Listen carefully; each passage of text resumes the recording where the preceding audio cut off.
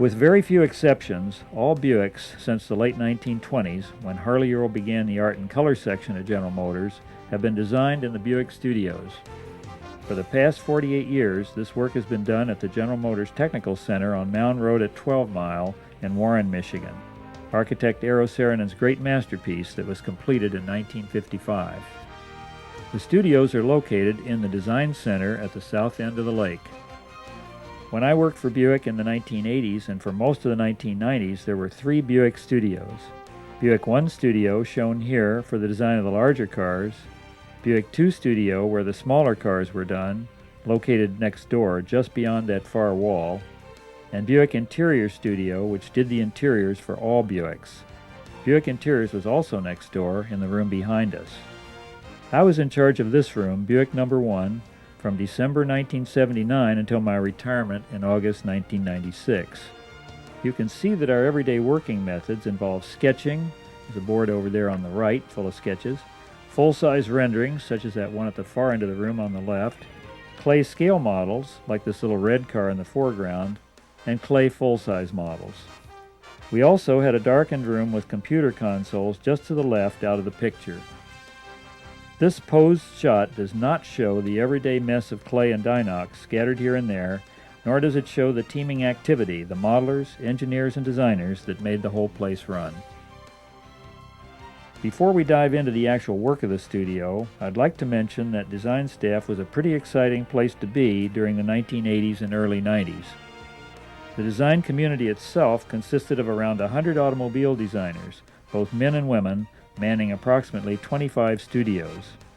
In addition to extensive shop facilities, we had the world's most advanced automotive wind tunnel and a number of other support facilities. For example, our automotive graphics studio created the jewelry that helped give GM cars the fine detailing they were known for. In addition, from time to time, we were visited by outside designers from related fields. This is the Gossamer Condor, the first man-powered aircraft, shown suspended in our styling dome. Its creator, Dr. Paul McCready, told us all about it. In a very different vein, here's a shot of the second-floor lobby where changing art shows were held, often of work by artists in the building itself. When I first arrived in Buick Studio in December 1979, fresh from an advanced studio where we had been working on far-out projects, this is what I saw. An all-new LeSabre underway in one of the platforms out in the middle of the studio. The full-size clay model shown here had been covered with a stretchy plastic film called Dinox, in this instance painted a bright copper color. Windows were Dinoxed black, and the bright moldings had been covered with foil to look like chrome.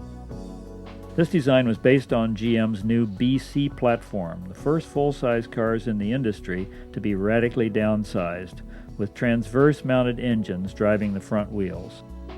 The designers were well past the initial sketch phase of the program and had arrived at a clean, straightforward theme with a unique hood and deck that opened over the sides of the body. Joe Presser at Buick Engineering was the prime mover in making this front-opening hood a reality. Here is the full-size side view rendering of the theme, done on translucent vellum stretched over the engineering layout and seating package. This car represented a synthesis of ideas from designers Gary Smith, Clark Lincoln, and my new assistant Ted Schroeder, whom you'll see later in a group picture. I walked around the car and became acquainted with the design. Front, side, and rear. I was most happy to discover this handsome cast wheel design by Clark Lincoln. In the next few days, members of Buick management began dropping in, and I soon became a member of the team. Buick General Manager Don McPherson paid us a visit. Much to my surprise, he walked over and shook hands with this new body-colored rearview mirror.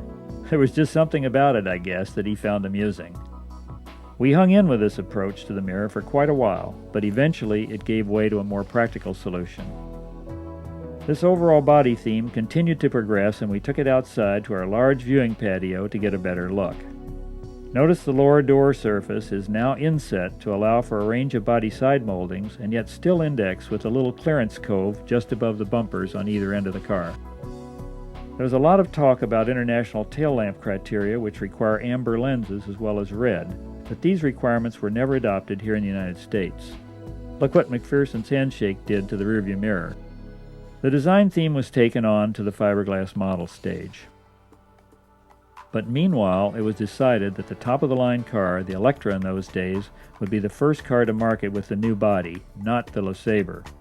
So we started another model with a little more headroom, but the same general theme, and it became the Electra. We put on our Electra hats and looked at more formal roof lines and dressier side treatments. New full-size tapes and renderings reflected this thinking.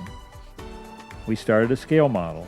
Scale models are useful for quick 3D visualizations and to explore alternative designs without upsetting the mainstream direction on the full-size clay.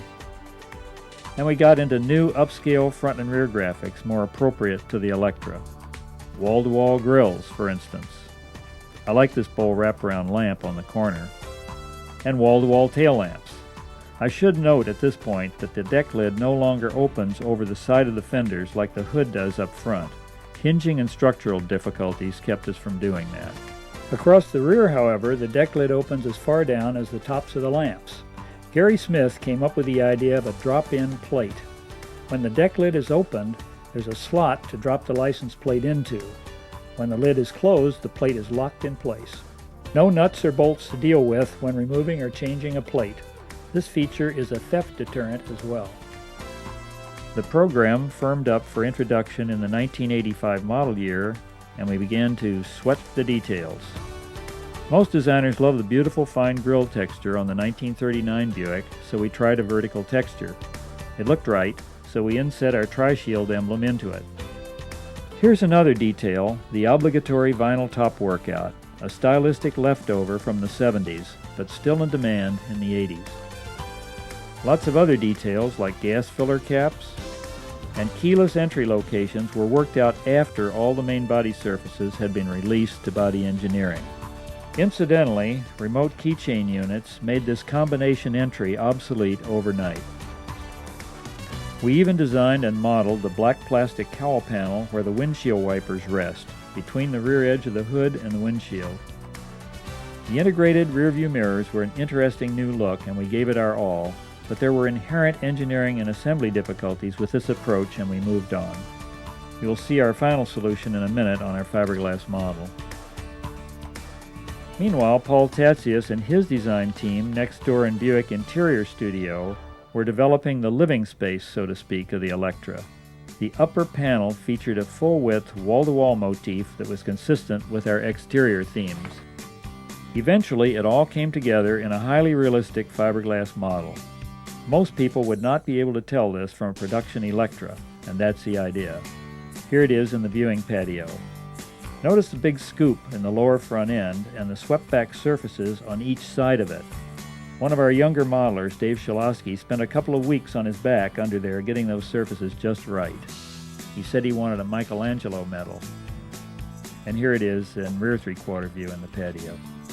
And here again in Park Avenue guise with chrome band side treatment with its proud parents, the Buick One studio team. My assistant, Ted Schroeder, is a tall guy on the right. Dave Shilosky, the modeler who spent so much time under the front end, is the fourth from the left. Note the final rearview mirror design, a streamlined pod mounted on a black triangle at the front of the side glass. I might mention that in spite of Buick marketing people's fears about the new downsized C-body, they called it seasickness, this car more than doubled the sales figures of its predecessor. In fact, it almost tripled them. Meanwhile, we had some old business to take care of. Facelifted grills and tail lamps to keep the then current production bodies fresh until the new bodies could be introduced. Here's a new tail lamp lens and bezel for the Riviera. We often used a large mirror, such as you see here, to get a quick overall picture with only half the work. Now the new LeSabre was scheduled for introduction in 1986. We retained the earlier design, complete with its recessed upper, but redid the front end and gave it a fine horizontal texture. Note that the sheet metal fenders come all the way forward without the Electra's wraparound corner lamp unit. The rear now has a wider license plate opening flanked by full-width lamps. There was talk about marketing this car overseas, hence the wider plate opening, but that did not come about. We abandoned the original notchback coupe for a livelier semi-fastback. Buick, meanwhile, had a new general manager, Lloyd Royce. Under Lloyd's aggressive leadership, Buick soon became seriously involved in racing, and new T-type performance models were added to many of our car lines. We wind-tunneled a number of aerodynamic add-ons, but retained only the horizontal Stinger tail spoiler for the LeSabre T-type coupe. The next chapter in GM's downsizing agenda involved the Riviera. Corporate engineering policy called for very drastic size and weight reduction in response to anticipated regulatory directives such as gas guzzler taxes from the Carter administration and from Congress in Washington. Internationally, the OPEC situation gave rise to scenarios where gas prices could reach $2.50 per gallon or more in 1986 dollars. These scary circumstances led to an overall e-body package that was drastically smaller than the e-body it was replacing, so drastic, in fact, that many of us feared our customers would leave us. As it turned out, they did indeed, in substantial numbers. Realizing that we could not simply create a dwarf version of our previous Riviera, we did exactly what we had done with the C-body. We searched for a new theme appropriate to the more diminutive size of the car. It turned out to be much harder than we thought. Many of our early designs took on a jaunty sports car look, probably because of the stubby rear overhang. The Olds and Cadillac studios were having similar problems with their Toronado and Eldorado, which shared the same underbody platform. The Olds designers came up with a similar upswept rear end for their Toronado. It's one way to make a stubby rear look intentional, but there's not much dignity there, so we let Olds have that approach and kept on looking. Eventually, we landed on this approach, which we thought had a certain sophisticated flavor to it, and the sloped rear end had some Riviera heritage. We roughed in the theme full size and took it outside to have a look. As we came to grips with the realities of headlamp requirements, bumper protection, etc., the car took on a much more traditional look. Ultimately, because of the short rear overhang, we were unable to meet our luggage volume criteria with a sloped deck, and we had to stand it up vertically, as you see here. We sweated the details and double-checked the surfaces as usual. The black die knock on the wheel lip will show up every surface flaw. In time, the design began to take on the air of a real car. Incidentally, some of the nicer wheels to come out of Buick 1 Studio, in my opinion, were done for this car. Here is a finned drum approach for the standard Riviera, which I did, and this is Ted Schroeder's handsome, understated performance wheel for the T-type Riviera. Paul Tatsias and the interior team, meanwhile, were working with Ken Baker and Anna Kretz from Buick Engineering to create an amazingly advanced interior for this new Riv.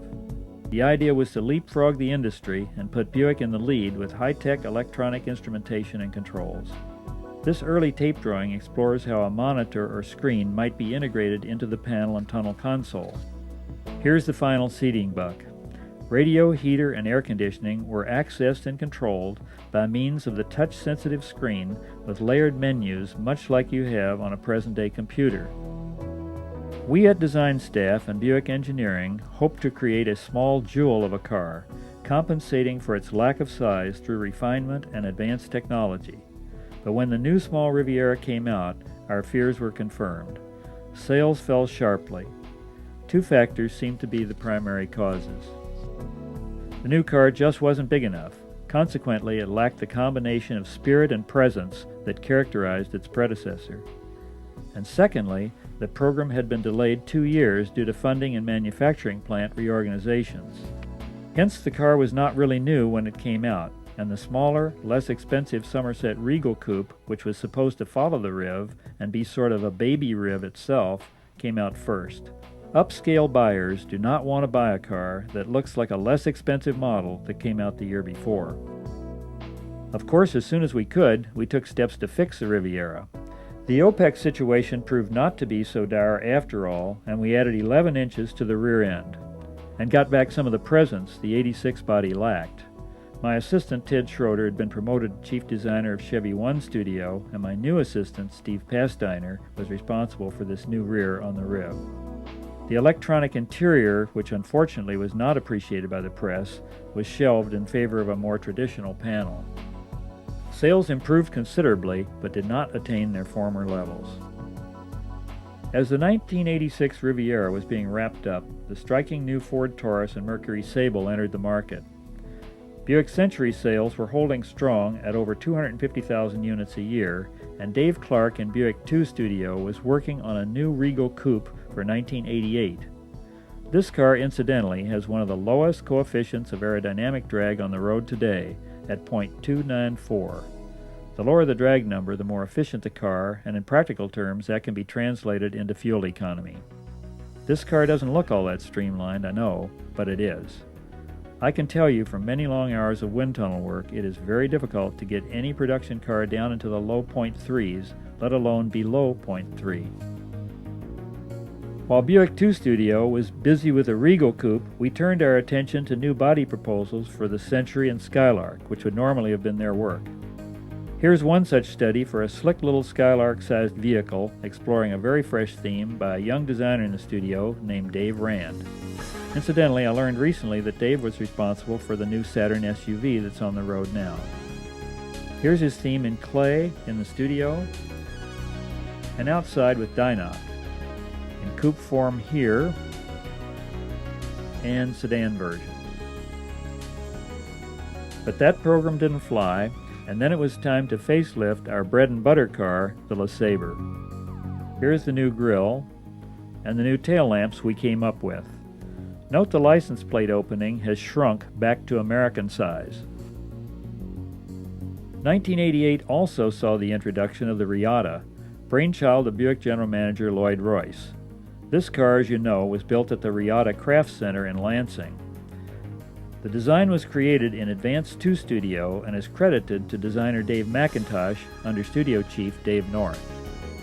In the meantime, the strength of the Taurus and Sable in the marketplace prompted GM to enter some strong new sedans into the mid-size market. To gain greater individuality for these sedans, it was decided that they would not share sheet metal with the coupes. To pay for this distinction, however, the Buick Regal sedan would have to share underbodies with the Oldsmobile Cutlass Supreme and the Pontiac Grand Prix sedan. Here's an early shot of the Regal sedan clay model armature. Its side glass planes have been primed with clay and are being milled in. By this time, in the mid-1980s, we had been using computerized surface recording devices for years, and were beginning to use this data to mill in control surfaces such as these glass planes.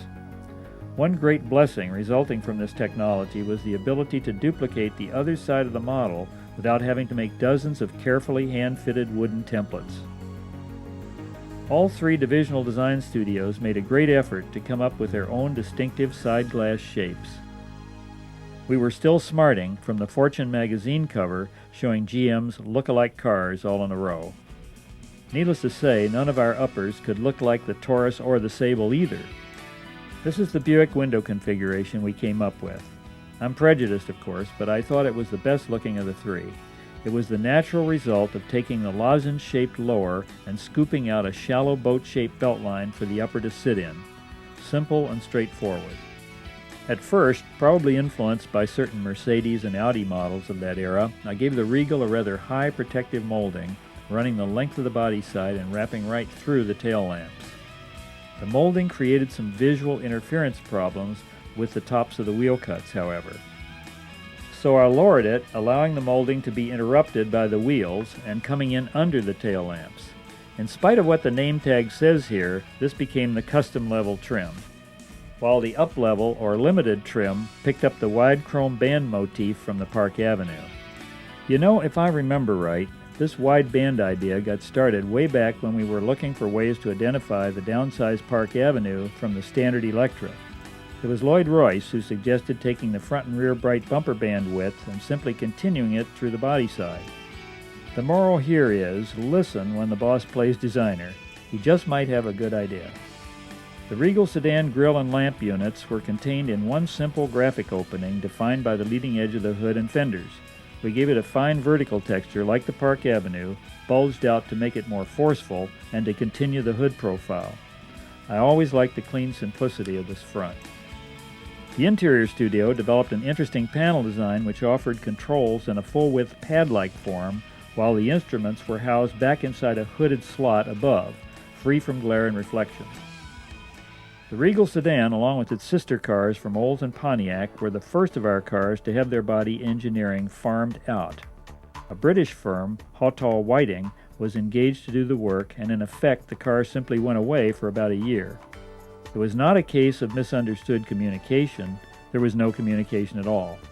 When our car came back all engineered and ready to go, we were surprised to find a number of details had changed from our original design. Nothing that a lot of panic and a mad scramble couldn't fix. Ed Mertz, a man with considerable engineering know-how, who succeeded Lloyd Royce as Buick general manager, was able to apply some judicious arm twisting, and the design got back on track. These cars, incidentally, were built in Canada. Here we see the fiberglass model of the Custom Series. As it turned out, the molding supplier never came through with the shaped piece ahead of the front wheels, and all the early production cars had the rub strip only from the front wheels back. This whole molding scheme was soon dropped, and the vast majority of Regal sedans during the life of this body have either a low rub strip or the wide band treatment. A couple of years into this body run, we gave the front end a more prominent badge grille. Later yet, Wayne Cady, who succeeded Dave Clark as chief designer of Buick 2 Studio, revised the bumpers and side trim to the more contemporary body color material. Well before the Regal sedan was ready to go, we began work on a successor to the successful '85 Electra Park Avenue C-Body. The Electra name was used through 1990, but the Park Avenue model was by far the top seller. A new Park Avenue Ultra trim level was introduced in the 1989 model year. Our early proposal still had much of the flavor of the '85 body, with a little faster backlight and semi-covered rear wheels. You can see the '85 there on the left for comparison. Incidentally, this approach anticipated the look of the new 1992 Roadmaster, which would be developed next door in Wayne Cady's Buick 2 Studio. We pushed this first approach even a little further, trying glassier uppers and higher rear decks. But when we learned that we would get all new outer sheet metal only, and would have to hold much of the structural black iron, we began to take a closer look at the realities of the situation. The structural metal right behind the headlamps became a given. But the trend was to more rounded aerodynamic shapes, and my designers and I wanted to curve the fenders inward toward the ends of the car. Here's the answer we came up with. We introduced a shoulder, so to speak, in the upper door section, rocking it out from the old surface, as you can see in this test section in blue. As that shoulder was extended out toward the ends of the car, it swallowed up the wheel lips and cleared the black iron up front by a couple of inches. Given this extra clearance, I was able to curve the fender inward ahead of the front wheel. Here in this fiberglass model, you can see this new curvature. When you stand behind the car, you can also see a pronounced inward curve of the quarter behind the rear wheel. Up front, we wrapped the lamps around much smoother corners and reintroduced a forceful new center grille that opened with the hood. The fine vertical texture looked even better in its new context. Notice that the bumper is slightly lower under the grille, emphasizing its importance. The top of the grille shape also carries back into the hood. Back on the body side, we let the new shoulder gently rise up and over the rear wheel, making a subtle reference to the great 1942 through 48 Buicks with their powerful-looking torpedo bodies and shapely fenders. The car started to have a new combination of substance and sleekness. In the studio, we began to refer to this new character as muscular grace. It may have been Jay Qualman, a Buick planner, who first remarked that it reminded him of a Jaguar. Several people said this, and the historian in me began to think, when did Jaguar get this look? At the end of World War II, the British government encouraged their domestic manufacturers to vigorously export their products to establish a favorable balance of trade. Surely Sir William Lyon's designers, when they created their first new post-war body, intended as much for export to the U.S. as for the home market, must have known about this Buick, which first appeared in 1942 and was the world-style leader after the war as well. Below it is Jaguar's handsome new 1951 Mark 7 sedan, coming on the scene 9 years after the Buick design. My designers and I, in trying to get back to our own roots, the great Buicks of the past, discovered some of Jaguar's roots as well. The Park Avenue, now the standard model, the Electra name would be dropped for 91, got the characteristic wide chrome band at bumper level, while the Ultra got this new treatment with bright upper bumper shelf and tough plastic jacketing below. As you would expect, we sweated the details on this, our flagship car, to the nth degree. Paul Tatsias interior designers developed an interior at once luxurious and quintessentially Buick, with its broad panel that wrapped into the doors. Advanced creature comfort features such as separate passenger side climate controls were introduced. Incidentally, the alignment of feature lines wrapping from panel to doors presents a real challenge to the production engineers. Here's our front-wheel drive Park Avenue Ultra for 1991 in the patio alongside Wayne Cady's rear-wheel drive 1992 Roadmaster. Both cars are unmistakably Buick, but distinctively different in character. Several years into the new body run, the original Park Avenue tail lamps shown at left with their horizontal center divider were changed by the guys in Wayne's studio to the simpler design at right. A nice improvement, I thought. They also eliminated the wide chrome bumper band on the Park Avenue in favor of a simple chrome rub strip inset into a more contemporary body-colored vinyl band. By the last half of the 1980s, about the time the new Regal and Park Avenue designs were getting underway, there was a growing sense of uneasiness among us designers and our engineering and planning colleagues at Buick. Our future was a little cloudy. Perhaps the corporate edict to withdraw Buick from racing left a bit of a void. Foreign manufacturers were starting to make real inroads into Buick's segment of the market. Where was Buick going? Where should we go? We sensed that Buick needed a shot in the arm, or perhaps a kick in the butt. It needed to redefine itself. As a team, we came to believe that Buick needed to plant its feet firmly on the ground and reaffirm its own true character. Buick stood for premium American motor cars. Working closely with Buick's planning and marketing people, we decided to define Buickness in visual terms, selecting actual objects that embodied the Buick style, if you will, and by extension the values that motivated it. Most importantly, what does the essence of Buick look like? With growing enthusiasm, we put together in our auditorium a show, an exhibit, which we called The Essence of Buick.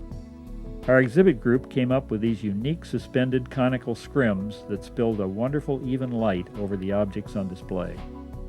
Flanking the entrance with its proclamation Premium American Motor Cars were two of the greatest Buicks of the past, the 1949 Roadmaster and the 1963 Riviera. These cars not only defined Buick style, but were leaders of American automotive style in their day. Here and there throughout the exhibit were still life groupings, representing the values of craftsmanship and design refinement, a beautiful cello, finely wrought brass objects, sports and culinary items, recreational accessories, designer clothing, beautifully carved decoys, Waterford crystal, and of course, handsome automotive carpet, fabric, and seating worthy of a Buick.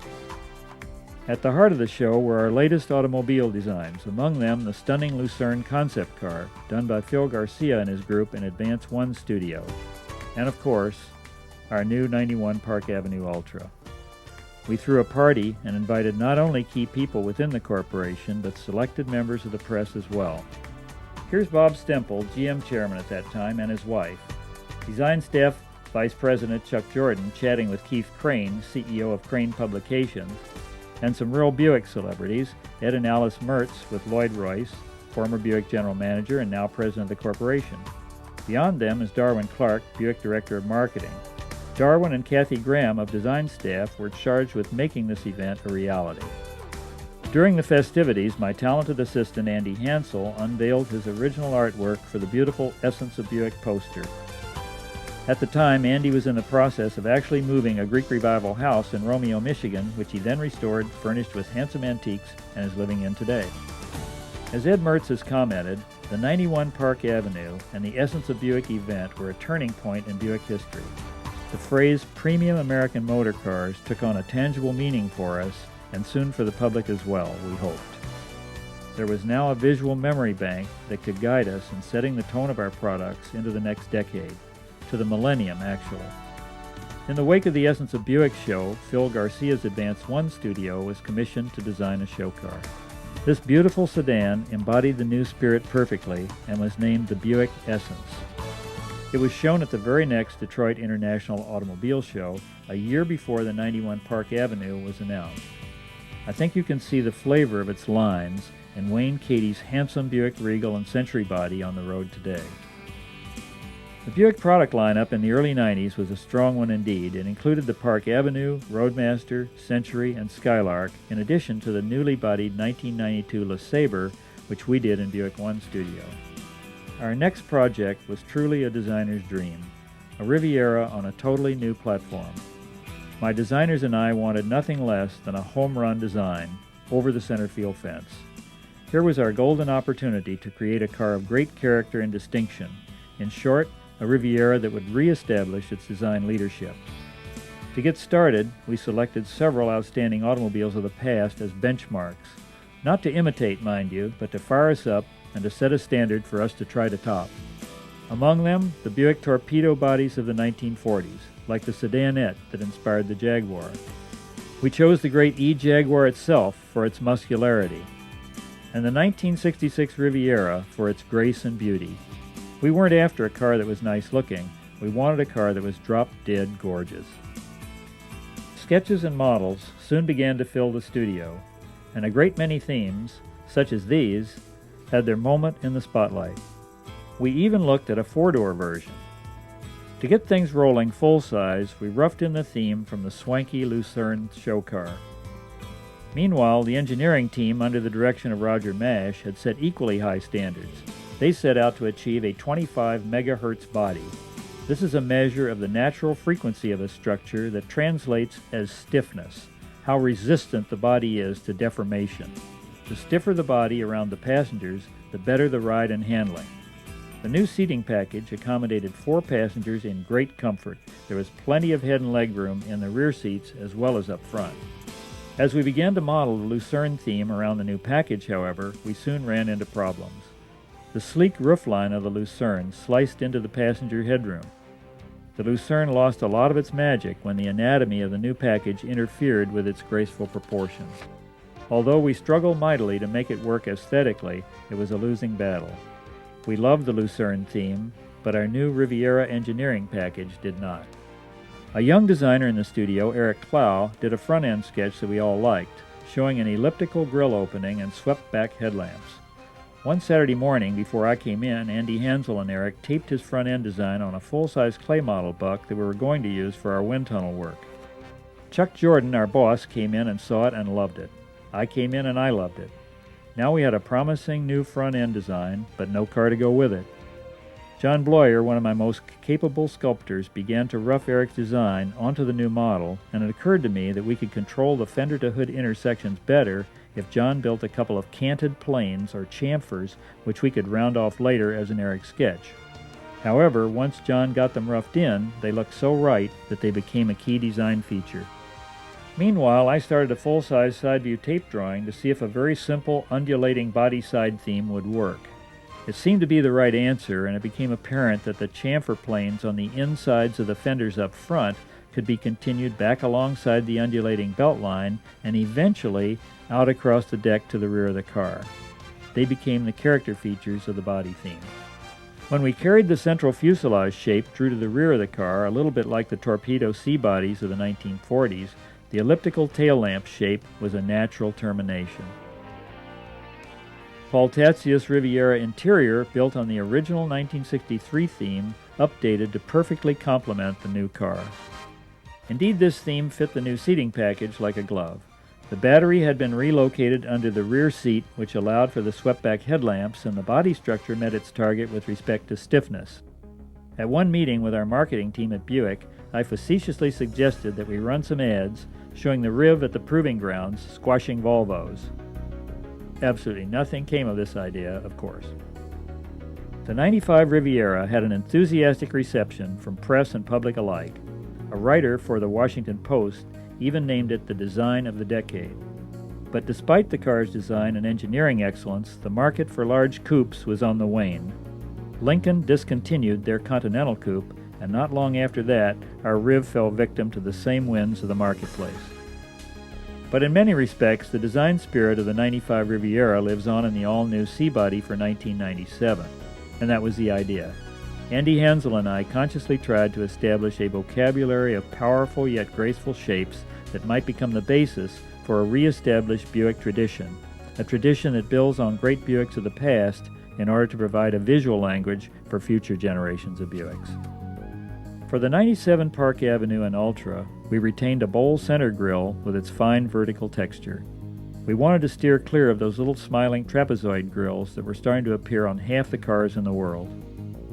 Note the Riv wheels in this early shot. Later we developed new cast wheels for this car. But we were not able to sweep the headlamps back from the grille to the extent that we did in the Riviera. The engineers wouldn't give me back that battery space. So I had to leave the lamps in a forward position, but we stretched the unit itself further around the corner. In the sheet metal above the lamps, we twisted the chamfered plane outward at the front. The hood cut now rides high on the chamfer plane instead of running along the bottom of it as in the Riv. From the windshield pillars back, however, the chamfers flow rearward much like they did on the Riviera. The width of the back seat in this big C-body, though, pushed the base of the number 3 pillars outward, so they in effect bite into the chamfer plane rather than sitting inboard of it, as in the Riv. You can see this condition in this rear view shot.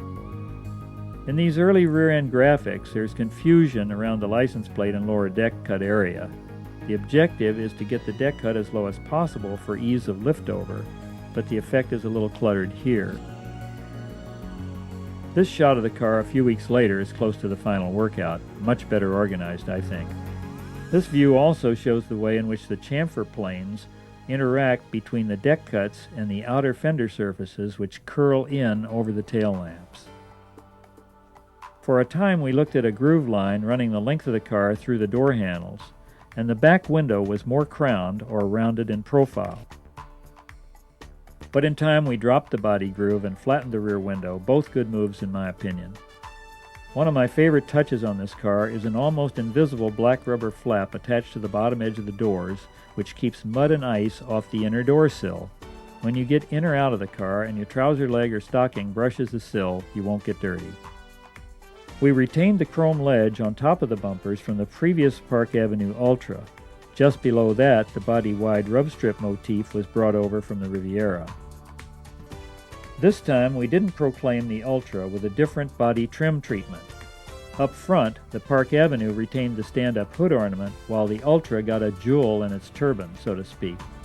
The Ultra also got a darker tail lamp lens in the rear.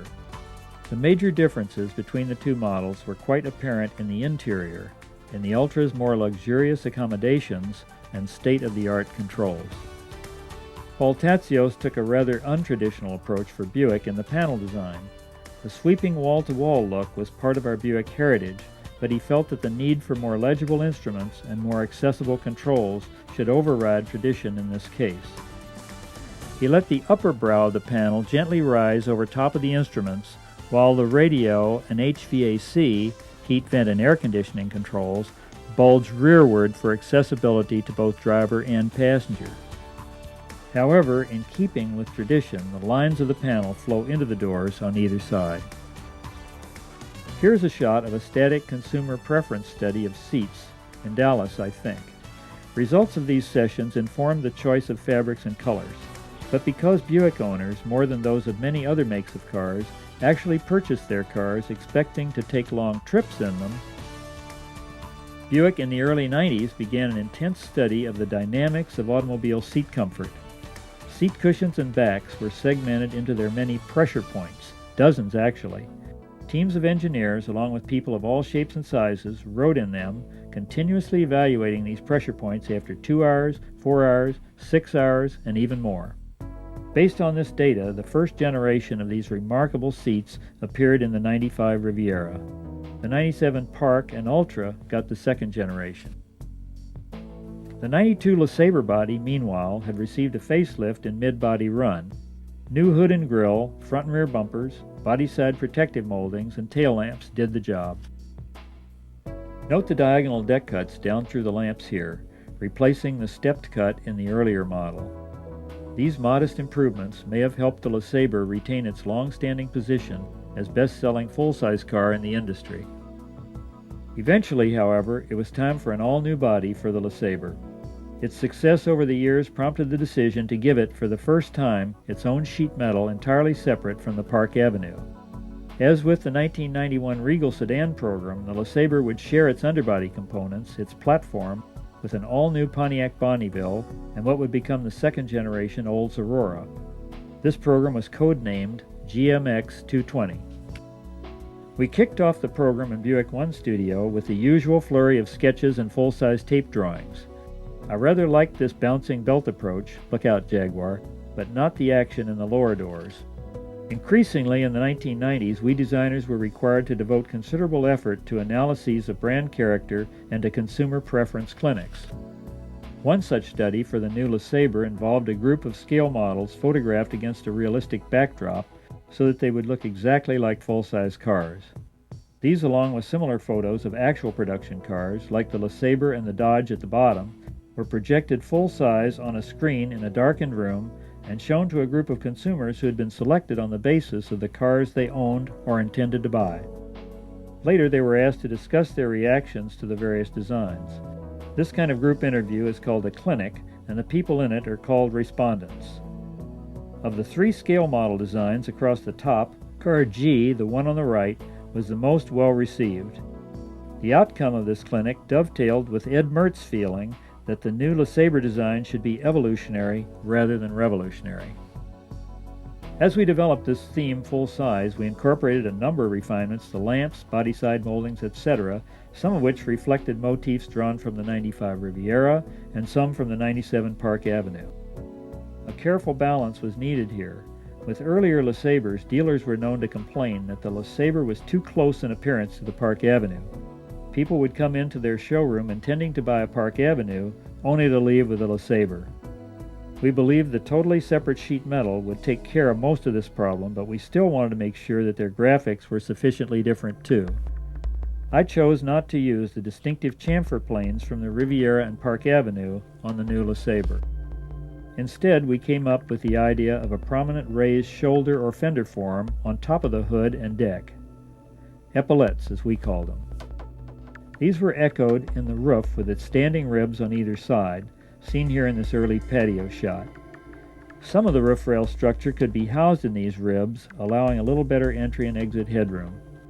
We expanded on the wraparound park and turn lamp, combining it with a striped amber side marker pattern. This stripe pattern is repeated in the red side marker on the rear lamp. This is a working mock-up, by the way, to check the lamp appearance at night. The grille shape came in for a lot of attention, of course, and we combined the elliptical motif from the Riviera with an inset version of our traditional, fine vertical texture. That's not some weird new hood ornament you see up there, but a high-tech positioning device to make sure the model is in the right position for recording its surfaces electronically. The right half of the grille here is a paper mock-up, but the left side has been milled in from computer data. As you might imagine, design staff pioneered the use of the computer as a design tool. Since the 1960s, clay model surfaces had been recorded with increasingly sophisticated electronic devices. By the early 1980s, computers were being linked to milling machines so that data could be cut into the clay. The late 1980s saw designs actually being initiated in the computer. By the early 90s, it was commonplace for wheels and many interior components to be done this way. Our interior group, headed up by John Albert, who succeeded Paul Tatsios as studio chief, went through a parallel process to ours. Sketches, extensive product analysis, and consumer clinics fed into their seat design and fabric selection, as well as their panel design.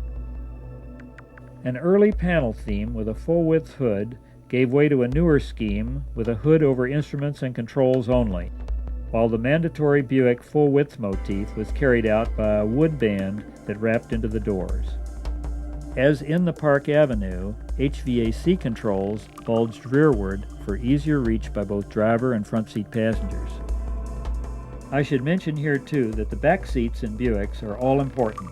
So many Buick owners have full-size college students riding back there or aging parents or relatives whose comfort and ease of entry and exit are very important to them. During the time our 2000 LeSabre was being designed, there was a reorganization of the production design studios, and LeSabre was finished up in one large studio alongside its two sister cars, which shared the same platform, the Pontiac Bonneville and second-generation Oldsmobile Aurora. I followed the LeSabre into the Super Studio and was put in charge of finishing up both its exterior and interior, the latter a new experience for me.